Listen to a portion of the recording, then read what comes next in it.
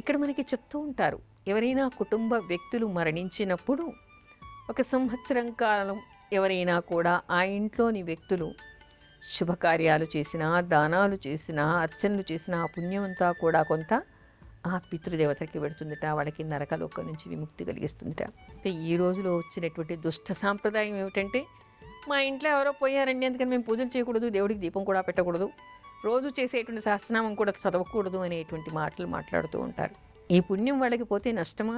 మీ పెద్దలే కదా. వాళ్ళ కోసం చేయటం వల్ల ఎలాంటి ఫలితం వస్తుంది? మీకోసం మీరు చేసేదానికంటే 100 రెట్ల ఫలితం ఇంకొకరి కోసం చేయటం వలన వస్తుంది. అలాంటప్పుడు ఏం చేయాలి? దాన్ని ఎందుకు మానాలి? మానకూడదు.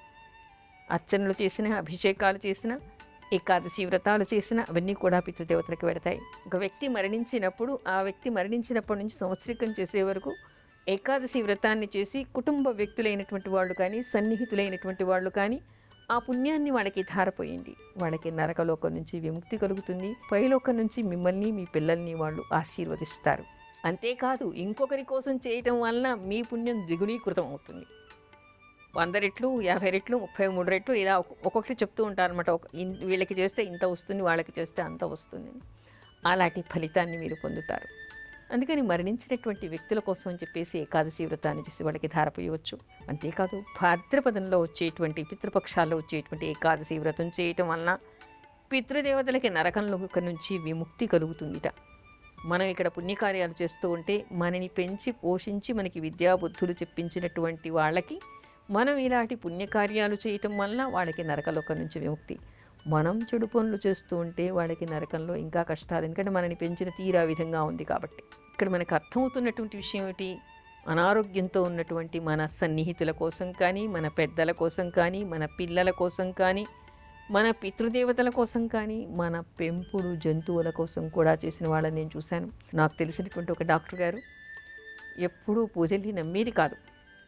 కొన్ని సందర్భాల్లో కొన్ని చేయటం వలన ఆవిడికి మంచి ఫలితాలు వచ్చాయని నమ్మకంతో వాళ్ళ కుక్కకి ఒంట్లో బాగా లేదని విష్ణు సహస్రనామం నేర్చుకుని రోజు కూడా ఆ కుక్క ఆరోగ్యం కోసం అని చెప్పేసి విష్ణు సహస్రనామం చేసింది నేను ప్రత్యక్షంగా చూశాను. ఇది నమ్మడానికి కథనంగా చెప్పటం లేదు నేను. బహుశా ఈ ప్రోగ్రాం ఆవిడ కూడా చూస్తే సంతోషిస్తుందేమో, నా గురించి చెప్పుకుంటుంది ఈవిడ అని. ఇక్కడ చెప్పే విషయం ఏమిటంటే, అలా మనం మన పెంపుడు జంతువుల కోసం కానీ, మన ఆత్మీయుల కోసం కానీ, మన సన్నిహితుల కోసం కానీ, బ్రతికి ఉన్న పెద్దల కోసం కానీ, మరణించినటువంటి పితృదేవతల కోసం కానీ ఏకాదశి వ్రతాన్ని చేయవచ్చు. అలా చేయటం వలన మన కోసం చేసుకున్న దానికంటే కూడా ఎక్కువ పుణ్యం వస్తుంది అనేటువంటి విషయం మనకి గ్రంథాల్లో కనిపిస్తోంది. అందుకని ఏకాదశి వ్రతాన్ని ప్రతి ఒక్కరూ చేయవచ్చు.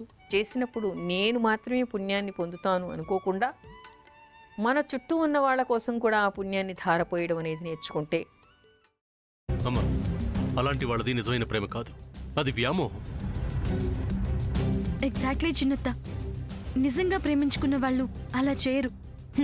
ఎంత మనసు విరిగిపోతే కన్న కూతుర్ని పట్టుకొని మా దృష్టిలో చచ్చిపోయా ఉంటుందా తల్లి? అది సరే అమ్మా, తన కూతురుతో తన మాట అనేటప్పుడు ఆమె మాటల్లో వ్యథ, కళ్ళల్లో బాధ గమనించావమ్మా?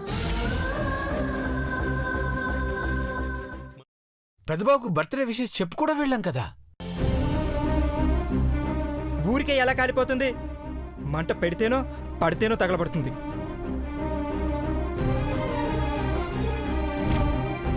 కరెక్ట్ చిన్నబాబు, నీకొచ్చినట్టే నాకు డౌట్ వచ్చింది.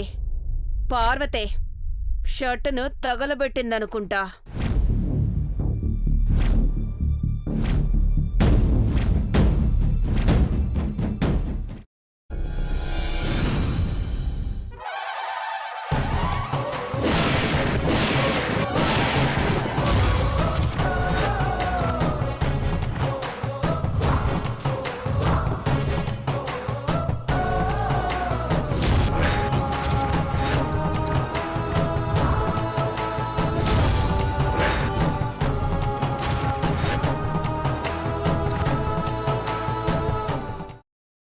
తర్వాత పొట్టు తీసేసి చాప్ చేసి పక్కన పెట్టుకోవాలి. ఒక ప్యాన్లో కొద్దిగా నూనె వేడి చేసి అందులో ఆవాలు, మినప్పప్పు, శనగపప్పు, కరివేపాకు, సన్నగా తరిగి పెట్టుకున్న ఉల్లిపాయలు వేసుకుని 1 నిమిషం పాటు వేయించుకోవాలి. ఆ తర్వాత కాల్చి కట్ చేసి పెట్టుకున్న వంకాయని కూడా అందులో వేసుకుని బాగా మిక్స్ చేసి బౌల్లోకి ట్రాన్స్ఫర్ చేసుకుని అందులో తగినంత చిక్కటి పెరుగు లేదా పల్చటి పెరుగు వేసుకుని మిక్స్ చేసి అన్నంతో కానివ్వండి, చపాతీతో కానివ్వండి సర్వ్ చేసినా చాలా బాగుంటుంది.